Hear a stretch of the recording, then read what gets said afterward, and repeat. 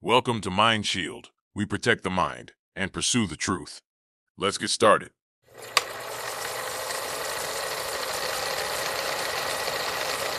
Hello and welcome back. Today we are tackling a really tough challenge, something a lot of people face. How do you report something that feels impossible to prove? We're going to walk through a solid method for dealing with big institutions and actually building a case that they'll take seriously, even when the evidence feels, well, invisible. This quote right here, this is the whole game. The core idea we're digging into isn't about shouting louder or pleading your case with more passion. It's about a total strategy shift. The goal is to give them a clean, structured documentation that speaks the language they're built to understand. It's about turning your personal experience into a formal, undeniable dossier. All right, so here's our roadmap for today. We'll kick things off by understanding what I call the credibility gap. Why these kinds of reports get dismissed so often. Then we'll build the solution, step by step. We're going to create a factual log, assemble a full reporting packet, frame your report for maximum impact, choose the right agency to talk to, and then tie it all together with a simple rule. Clarity is credibility. Okay, let's dive right into this. Why is there such a huge gap between what a person is going through and what the system is even willing to hear? This is the fundamental hurdle, and we have to understand it before we can even think about getting over it. This slide just nails the translation problem perfectly, doesn't it? On the left, you've got a statement coming from a place of real distress. And on the right, you see how an institution might immediately file it away. And look, this isn't new. Think about historical stuff like the Moscow Signal, where diplomats' health issues were just brushed off for years. Or even Havana syndrome, where serious neurological symptoms were first diagnosed as psychological issues, until the brain scans showed actual physical injury. That knee-jerk reaction to dismiss the unusual, that is the barrier we're learning how to break through. So how do we bridge that credibility gap? Well, it all starts by building a foundation of objective, undeniable fact. And the single most powerful tool you have to do that is a meticulous, disciplined, and consistently updated log. This is the bedrock. Everything else is built on this. Okay, the key takeaway here is separating what you observe from what you interpret. Look at the don't column. It's full of conclusions, they zapped me, that are impossible to prove. But the do column, that's just a list of verifiable facts. The time, the location, the physical sensation, how long it lasted, what was going on around you. This one change transforms your log from a personal diary into a factual record. You are essentially becoming a crime scene investigator for your own life. And this right here, this is the level of detail that gives a log its power. It's not just what happened, but the whole context. Date and time, yeah, that's obvious. But location, even your posture, could be relevant down the line. A really precise description of the symptom, how long it lasted, and, this is crucial, the environment around you. What devices were on? Was that same weird van parked outside again? Every single data point is another piece of a giant puzzle that can start to reveal patterns. All right, let's move on and see how this all comes together. The log is your foundation. It's absolutely critical, but it's just the first layer.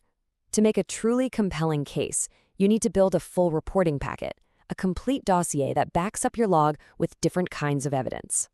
Your packet needs to attack the problem from multiple angles.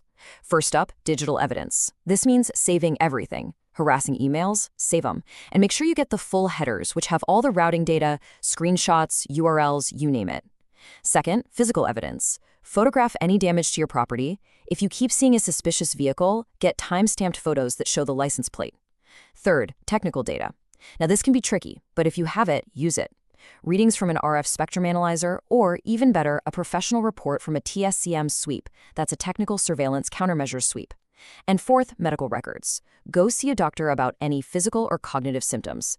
This creates an official, objective record of the impact it's having on your health. The entire goal here, the whole point of all this work, is to shift the narrative. You're moving way beyond just a single story and instead presenting a clear pattern that is supported by actual artifacts. This completely changes the dynamic. The burden is no longer on you to prove this is real. Instead, you're presenting a documented pattern of events and asking the system to please explain this.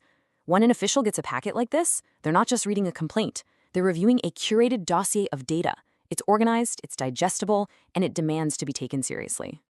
Now, having all this incredible evidence is one thing, but how you present it is just as critical.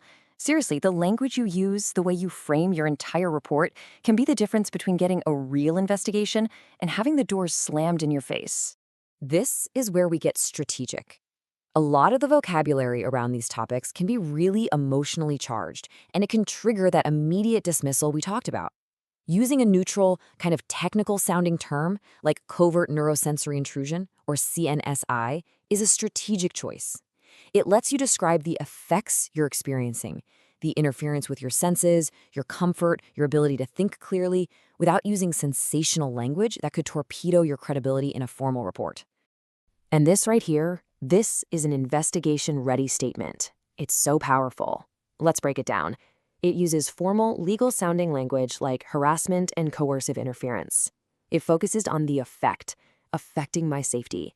And the most important part, it immediately points to the proof, saying, here are the dates, contexts, impact, and my documentation packet. This frames you as an organized, credible person who's already done the hard work. You're not just handing them a complaint, you're handing them a case file.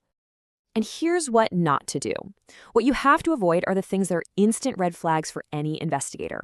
Sweeping accusations you can't back up. Naming specific government agencies without concrete proof. That can just sound conspiratorial. And presenting your own technical theories as fact, unless you have a report from a certified expert to prove it. Stick to what you can document, stick to what you have personally observed, let the evidence do the talking. So you've got your packet, you've framed your report perfectly. Now for the really practical part. Where do you actually send this thing? Knowing which door to knock on is so important because different agencies have very, very specific jobs. This is the key question, right? Because sending a perfectly prepared report to the wrong agency is just a frustrating waste of your time and energy. This next slide is basically a cheat sheet to help you point your efforts in the right direction. Let's walk through this guide. For things like stalking, assault, trespassing, or vandalism, your first call is your local police department. They're going to need that incident log, photos of any damage, and statements from witnesses. For federal crimes, we're talking civil rights violations or cyberstalking that crosses state lines. That's the FBI's territory. They will want to see a detailed report showing a clear pattern of activity backed up by all your digital evidence. And finally, here's one people often forget, the FCC, the Federal Communications Commission. Their job is to police the airwaves. So if you suspect illegal radio transmissions or signal interference, they're the ones to call. Give them timestamps, frequencies if you have them, and location data. And please don't underestimate these regulatory agencies. This number, $48,000, that's not just for show. That's the real fine the FCC slapped on a driver in Florida who was using an illegal cell phone jammer in his car. His little device was messing with communications, potentially near an airport. The FCC got a tip, they investigated, and they brought the hammer down. It's a perfect real-world example that proves when you give the right agency the right kind of evidence, they have real teeth. Okay, we're at our final section, and it's all about bringing everything we've talked about together under one core message. If you only take one thing away from this whole explainer, please let it be this. In the world of official reporting, clarity is your single greatest asset. It is the foundation of all credibility. So let's make this super tangible. Here is a concrete task, something you can do right now to get the ball rolling. Build a version 1 of your reporting packet. First, write a tight one-page summary of what's been going on. Second, detail your top 5 most significant incidents and make sure you use that neutral, factual language we practiced. Third, make a list of any potential witnesses, but keep that list private unless you're officially asked for it. And fourth, attach clean, exported PDF copies of your logs. This is a manageable, powerful first step to getting organized. It's funny, this ancient piece of wisdom is so relevant here. It's really just a call for clear, direct, and unambiguous communication. Don't speculate. Don't exaggerate. Just present the facts exactly as you've recorded them.